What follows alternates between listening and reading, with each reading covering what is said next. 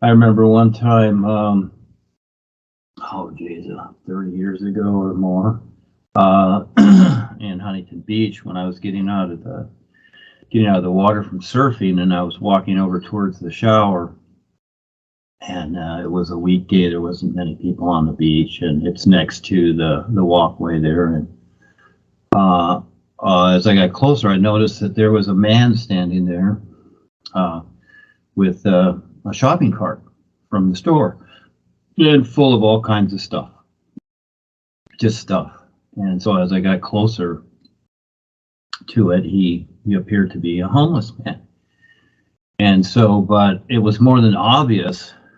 It was Paul, because he looked like Paul, but he was heavier and just like homeless, like a homeless person would be. And so it was kind of humorous. And so I started talking to him, and I said, you need some help or something? And he goes, yeah. And so my truck was parked right there, right on the other side of the, 10 feet away, 10, 15 feet away on the other side of the path there as I was standing at the shower. So I went in my truck and gave him, I forget, $10 or something. And I gave him one of my books too, from Amazon at the time, A Journey to Real Freedom.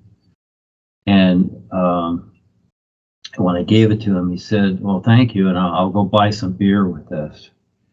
And yeah, that was one time. And then there was another time when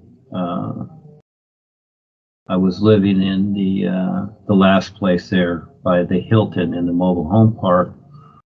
And I was laying on the grass one day. There's grass on the backside of the road there. And I just lay there sometimes. I'll go over there at noon. I'd lay there. And all of a sudden, this guy drives up in this old red Dodge truck. And he's all alone, and he kind of talks through the passenger window and said, do you need any help or anything like that? So I got up, because sometimes people come by because I'm laying there on the grass with my bike, and I'm just kind of just staring up at the sky. People come by, they'll stop and say, are you okay? Whatever. So he said, do you need any help or anything? So I got up and I said, sure, because I was always needing help with the rent. I said, yeah, can you help me pay my rent? And he said, well, I don't know if I can do that, but here's $20. Okay. So from that money that I gave him, it acquired interest.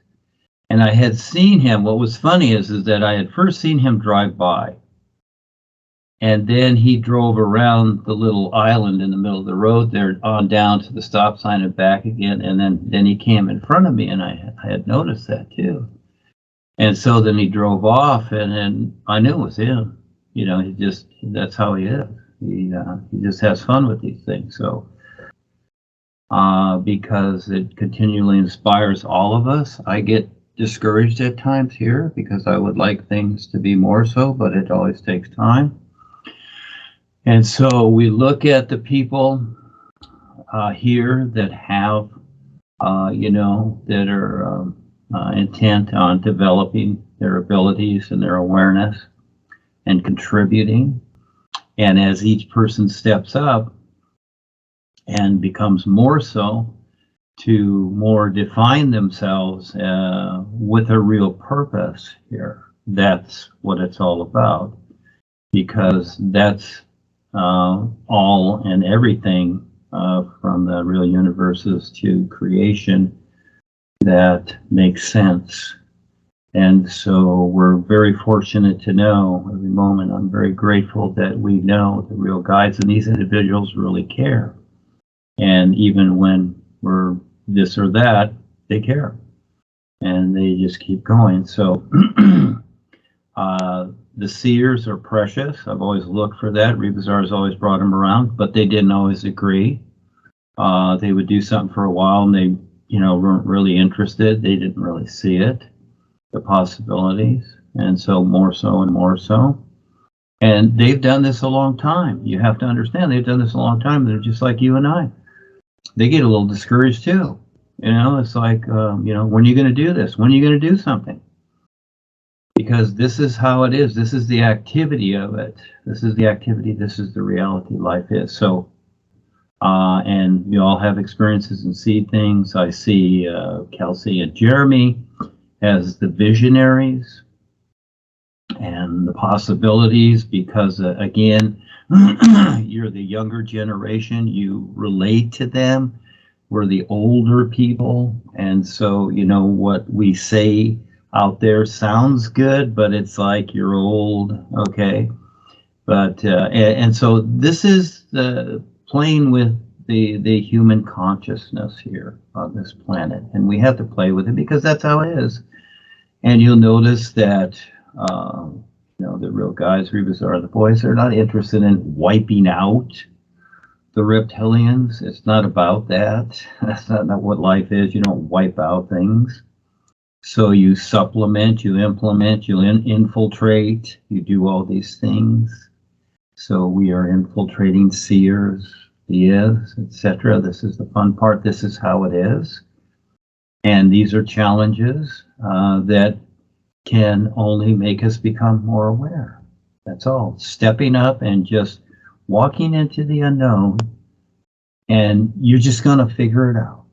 And so it's just like here, or when I was on my jobs, sometimes I'd forget my level or even the tape or whatever, but I knew that there was something, if it was a broomstick or a hose or whatever, or just eyeballing at level. I did one patio cover where I forgot my level both days, and I just eyeballed the whole thing with the side of the house, etc.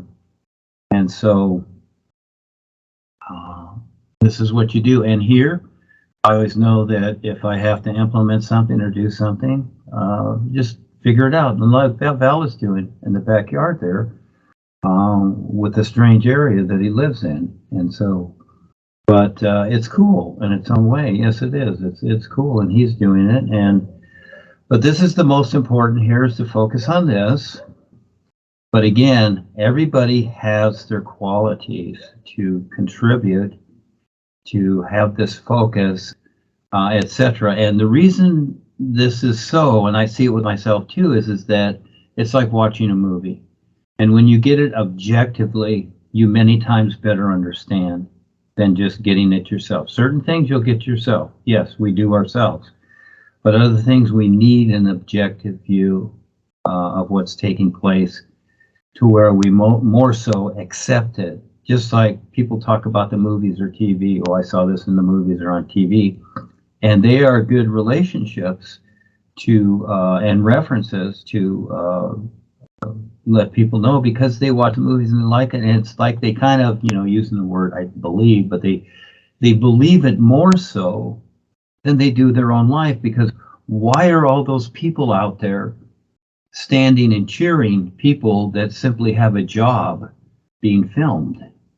Doesn't make sense, does it? But to them it does, because that is more real than their own personal life. And then they buy posters and everything else and put all over their rooms and listen to the music or whoever it is, whatever, they have these, or they have them on their notebooks at school. Because again, it leaves an impression. So it's something as a very good reference. And so we need real references also. So we have many references until we can finally wake up and see what's going on. So everybody has their position here. It's all unique. It's all precious. That's what I see. Getting people to stick to it, that's the biggie, etc. And Kelsey was there and even when Claudia came for a while, etc. And Kelsey saw what Claudia was putting herself through, and Rebzar and Paul had warned her many times about her diet and other things, but she didn't listen. She didn't care. She only cared about herself, and etc. For the most part. She did wonderful, etc. at that time, but she could have done more. We could have done a lot more. But anyhow, so it shifts. And so we look for new people to come in and do something that makes sense. And getting a person to really see what's going on, more so than just, permaculture, okay? That's cool, but that's not going to do it, all right? Because they're just going to come in just like Gaddafi, 40 years with organic farming, bringing up water through the desert, and they just blow it up with lithium bombs. So we want to do more than that, and we want to protect to see how many people through that little opening that we create will step up. And so again, this series, Transatlantic, that kind of popped up, and I looked at it and I thought, oh, just the title was interesting, and then I started to look at it. But it's a cool vision of the intent of people in the face of total danger in their life, but they're moving forward with it, and they do it, like Schindler's List and all these other things. And this is the world. That these people are, they're afraid to be attacked and whatever, but you're in the prison yard, you're on a reptilian planet. There's nowhere you can go. You're in it. And if you go to sleep, then you go to sleep and you don't get the experience to wake up and help others wake up. So how are you going to free yourself from here? You have to earn your way. That's real. There's no more begging the master and the gods. It don't work because they don't know what they're doing. And that's real. Just like Harry, yeah, you can beg them and they'll give you your little wishes and a little foo-foo magic and whatever and little tricks and healing. And where are you? You're stuck. You don't see it, but you're stuck in some little place that you're nowhere. So this right here, building this up all these years, and Ava here with me, mainly that became the big start when Ava and I got on Facebook together 10 years ago.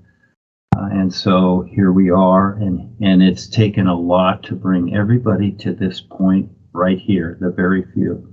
And it's very precious. See it that way, because there is nothing else. And so, again, you have the best guidance. Are and the boys, you have the best guidance. Pay attention, do your part. Lucky you, you get to do it.